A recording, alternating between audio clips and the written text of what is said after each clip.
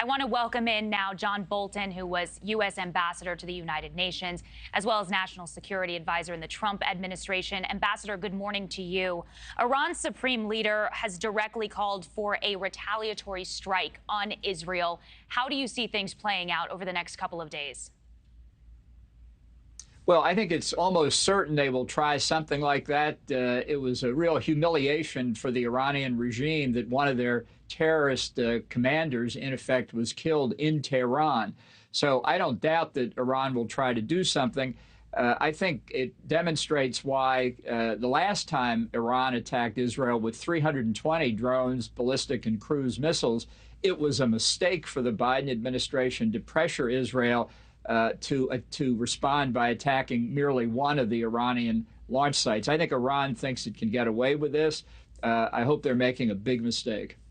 Do you see the U.S. getting involved if war spreads across the Middle East, or should the U.S. get involved? Well, there is war across the Middle East, and this is another thing the administration doesn't understand. We're not dealing with a conflict in Gaza or a conflict with Hezbollah in North Lebanon or a conflict with the Houthi closing the Red Sea or a conflict in Iraq with Shia militia. This is all an Iranian ring of fire strategy. That's the Iranian name for it. It's been going on since at least October the 7th. So we've been in a wider war since then. And unless the U.S. understands that strategically, we're going to be worse than useless in trying to deal with what the real threat is here. Real threat is the regime in Tehran. Still, these recent killings, again, concerns about rising tensions in the Middle East. If you can, for people at home, sort of put these killings into context, the significance of that news. Well, they are senior leaders of the terrorist groups Hamas and Hezbollah that Iran has been arming, equipping, training, financing, and directing for years and years, decades in the case of Hezbollah. And they are the surrogate weapons, really, that Iran intends to use against Israel and ultimately against the Arab states in the Persian Gulf. So that's why I say you can't look at this as discrete, unrelated, individual, ad hoc conflicts.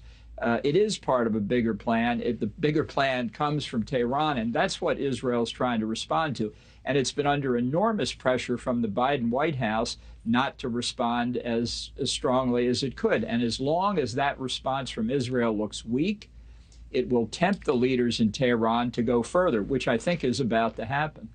Ambassador, if I can here quickly, one last question for you. Secretary Blinken said just a few hours ago that enduring peace starts with a ceasefire in the Middle East. Do these killings, these recent headlines, do they impact that potential for a ceasefire? Well, I think they make the ceasefire less likely, but he's fundamentally wrong in saying a ceasefire in Gaza will lead to the solution of the problems in the Middle East. The problems in the Middle East come today almost entirely from Iran. And until the administration in this country are prepared to address the threat, not just the terrorist threat, but the nuclear threat from Iran, this chaos will continue.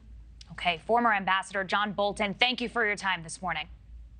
Thanks for watching, everybody. Go to joinnn.com to find NewsNation on your television provider. Also, don't forget to click that red subscribe button below to get more of NewsNation's fact-driven, unbiased coverage.